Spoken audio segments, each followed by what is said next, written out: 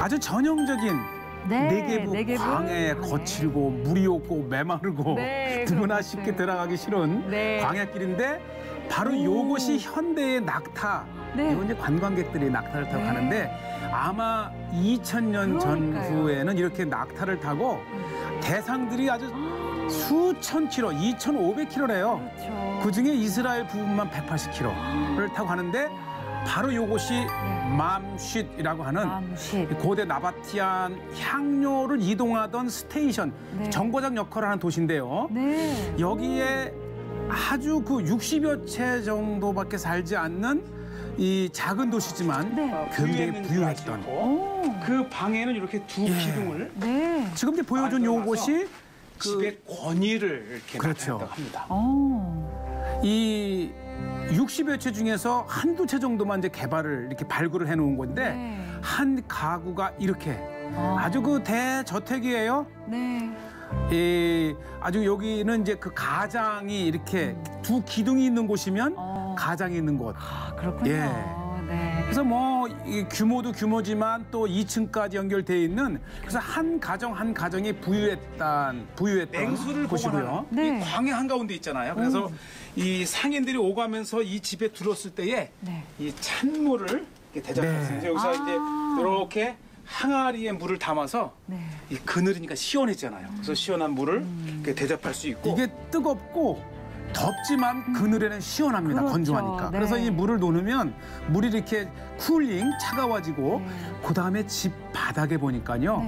벌써 이미 이 하수 시설이 돼 있는 거예요. 수로를 이렇게 만들어 놓은 거네요. 야. 이게 1400년 전의 집인데 이렇게 잘 돼 있고 그다음에 이 아치가 돼 있다고 하는 것은 위에 무게를 받칠 즉 2층, 3층이 있었다는 뜻이죠. 그렇군요. 그러니까 이 한 집마다 굉장히 거대했던 저택이었고 집 구조도 보면 이제 벽장도 만들고 대부분이 돌로 만든 요 모습을 이렇게 보게 되는데 이 천수백 년 전 나바티안 이후 비잔틴 시대 때에 요건 이제 폐허잖아요. 저것도 만약에 발굴을 하게 되면 이렇게 다 규모 있는 집들이 나왔을 것이고 또 하나가요 말입니다. 또 하나의 특징이 이 나바티안인들의 말입니다. 말. 이 나바티안인들의 그 아라비아에 강한 말이 있었기 때문에 이 광야, 이 향료길을 지배할 수 있었는데 사실 우리가 이 로마에도 말이 있지만 육중하잖아요. 근데 이 네게부 아라바 광야의 말을 키운 나바티아인들의 말이 날렵하고 그래서 그 누구도 건접하지 못했던 거죠. 요건 이제 여물통도 있고 그러니까 이 나바티안 하게 되면 낯설지만 우리 헤롯 왕의 부인이 이 나바티안 왕국의 공주고요. 그래요? 또 이 사도 바울이 다메섹에서 광주를 타고 도망갈 때에 아레타 3세가 역시 나바티안의 왕이죠. 그러니까 이 나바티안 왕국은 역사상 광야를 지배했던 가장 강력했던 제국입니다. 저는 사실 나바티안 생각하면 페트라도 생각이 나요. 그렇죠? 당연하죠. 도래의 도시. 그래서 이 나바티아는 첫째는 물을 잘 다루고 그래서 광야에 살아남을 수 있었고 두 번째가 돌을 잘 다룹니다. 여기서 발견되는 모든 건물들이 이제 돌이고 특히 이 도시의 상업 이 시장이 발달돼 있는데 그러니까 이 향료를 가지고 예멘에서 로마로 갈 때 여기서 내려놓으면 또 로마에서 와서 사가는 중개무역이 돼 있기 때문에 굉장히 도시마다 부유했었고요. 또 대상들을 보호해주고 그들로 하여금 세금을 거두면서 아주 뭐 부의 극치를 이루었던 그러한 민족이고요. 그 향료길을 중심으로 나바토 하우스라고 그렇죠. 자, 아까 조금 전에는 이제 비잔틴 시대 때의 대저택을 보았다면 이번에는 정말 나바티아인들이 살았던 그 역시 집을 보는데요. 규모가 대단합니다. 지금 제가 들어가는데도 이게 지붕이 있다고 한번 생각해 보세요. 건물 하나하나가 굉장히 그 강력했던 그 제국의 나바티안 왕국의 모습들을 보고요.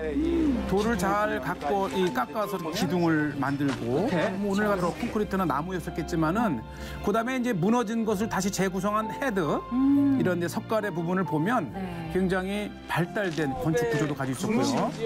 여기가 중요한데요.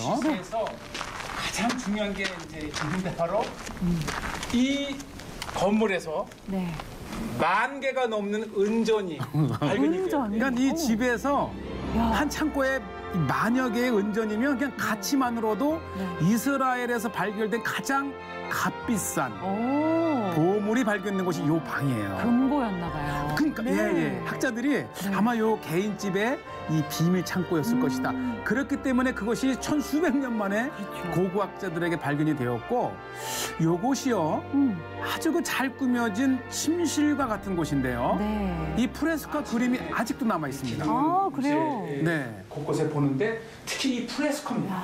예. 이 그림. 이게 이제 남녀가 사랑을 나누는 그림이다. 헬라신에 나오는 그 에로스와 푸시케의 사랑을 나누는 그림.